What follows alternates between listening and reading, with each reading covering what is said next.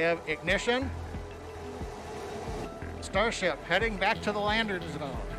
Pendant plus de 60 ans, on a volontairement jeté des fusées. Et aujourd'hui, elles reviennent. Et non, ce n'était pas une erreur. C'était la seule solution possible, jusqu'à récemment. Depuis toujours, l'humanité lève les yeux vers le ciel. Pendant des millénaires, l'espace a été perçu comme un domaine inaccessible, réservé aux dieux, aux étoiles et à l'imaginaire. Personne ne pouvait sérieusement envisager de quitter la Terre. Et pourtant, en moins d'un siècle, tout a changé. Aujourd'hui, nous envoyons des satellites, des sondes, des humains. Et certaines fusées sont même capables de revenir se poser toutes seules, comme si c'était normal. Alors, comment en est-on arrivé là ? Comment a-t-on appris à quitter la Terre, à rester en orbite, puis à envisager de vivre ailleurs ? Et dans les années 1950, les fusées existent déjà, mais elles ne servent pas à explorer l'espace. Elles sont avant tout des armes, issues de la Seconde Guerre mondiale, capables de parcourir de longues distances, mais pas de rester en altitude. À l'époque, une idée fondamentale n'est pas encore bien comprise du grand public. Aller dans l'espace ne signifie pas simplement monter très haut. Pour rester autour de la Terre, il faut atteindre une vitesse colossale, près de 28 000 km/h. C'est cette vitesse qui permet à un objet de tomber sans jamais toucher le sol, en contournant la planète en permanence. Cette révolution arrive en 1957. Cette année-là, une fusée soviétique dérivée d'un missile intercontinental place en orbite un petit objet métallique, Spoutnik. Pour la première fois de l'histoire, un objet humain ne retombe pas. Il tourne autour de la Terre. Le monde entier comprend alors que l'espace n'est plus un rêve. C'est une réalité technologique. Très vite, une nouvelle question apparaît. Si on peut envoyer un objet, peut-on envoyer un être humain ? La réponse arrive en 1961. Un homme est installé au sommet d'une fusée dans une capsule minuscule, sans véritable contrôle manuel. Quelques minutes plus tard, il est en orbite autour de la Terre. Pour la première fois, un humain quitte réellement sa planète. Mais ces premières fusées habitées sont extrêmement primitives. Il n'y a presque pas d'ordinateur. Les systèmes de sécurité sont limités. Les astronautes ne pilotent quasiment rien.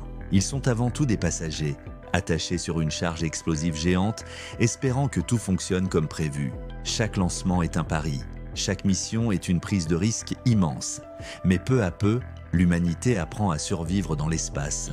Supporter la pesanteur, résister aux vibrations, revenir vivant à travers l'atmosphère. Et très vite, l'ambition augmente.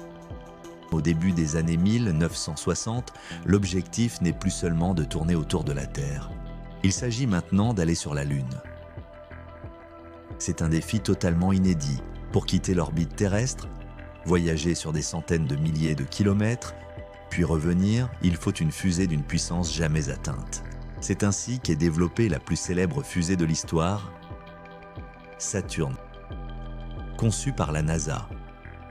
Cette fusée est gigantesque, plus de 110 mètres de haut, 3 étages, des moteurs capables de produire une puissance équivalente à plusieurs centrales électriques.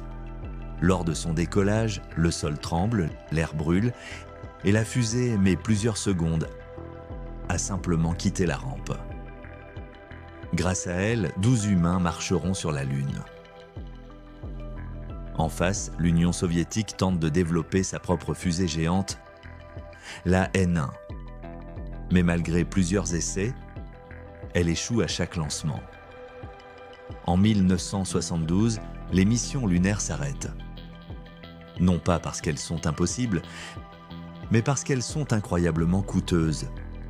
L'humanité a prouvé qu'elle pouvait aller sur un autre monde. Mais elle ne peut pas encore s'y rendre régulièrement. Après cette période spectaculaire, l'exploration spatiale change de visage. Les fusées deviennent des outils, des moyens de transport. Leur rôle principal n'est plus de marquer l'histoire, mais de rendre des services. Communication, météo, navigation, observation de la Terre. Des lanceurs comme Soyouz ou Ariane deviennent des références de fiabilité. Ils décollent encore et encore, parfois des centaines de fois, avec très peu d'échecs. L'espace devient progressivement une infrastructure invisible, mais essentielle à notre quotidien. Sans fusée, pas de GPS, pas de météo précise, pas de télévision par satellite, pas d'Internet mondial. Mais une idée continue de fasciner les ingénieurs. Et si on pouvait réutiliser les fusées ? Dans les années 1980, cette idée prend forme avec la navette spatiale. Contrairement aux fusées classiques, la navette est conçue pour revenir entière sur Terre comme un avion. Elle peut transporter des humains, des satellites, du matériel et même réparer des engins en orbite. Sur le papier, c'est une révolution. Mais dans la réalité, le système est extrêmement complexe. Chaque vol nécessite des mois de préparation. Les coûts explosent, la maintenance est lourde. Et surtout, 2 accidents majeurs rappellent une vérité brutale. L'espace ne pardonne aucune erreur. La navette spatiale est un exploit technologique, mais pas une solution durable. Il faut repenser complètement la manière d'accéder à l'espace. Cette remise en question débouche sur une véritable rupture dans les années 2010. Pour la première fois, une fusée ne se contente pas de larguer ses étages dans l'océan. Elle revient se poser verticalement, en douceur, quelques minutes après le décollage. Ce moment marque un tournant. Avec la Falcon 9 de la société SpaceX, le premier étage devient réutilisable. Et contrairement à la navette spatiale, le système est relativement simple, robuste et rapide à remettre en service. Les conséquences sont énormes. Les coûts chutent, les lancements se multiplient. L'espace devient plus accessible que jamais. Ce n'est pas seulement une avancée technologique, c'est une révolution économique. Pour la première fois, envoyer quelque chose en orbite commence à ressembler à un transport industriel, et non plus à une mission exceptionnelle. Aujourd'hui, une nouvelle étape se dessine. Des fusées encore plus grandes sont en développement. Leur objectif n'est plus un simple aller-retour spectaculaire. Il s'agit maintenant de rester. Retour durable sur la Lune. Bases habitées. Mission vers Mars. Présence humaine prolongée hors de la Terre.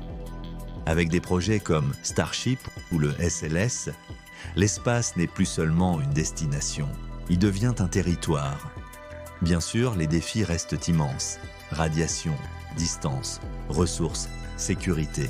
Mais une chose est certaine, en à peine 70 ans, les fusées sont passées de prototypes expérimentaux à des machines capables de décoller, livrer, revenir et recommencer. La vraie question aujourd'hui n'est plus « peut-on aller dans l'espace ?» mais plutôt « jusqu'où sommes-nous prêts à y aller ?» Merci d'avoir regardé la vidéo.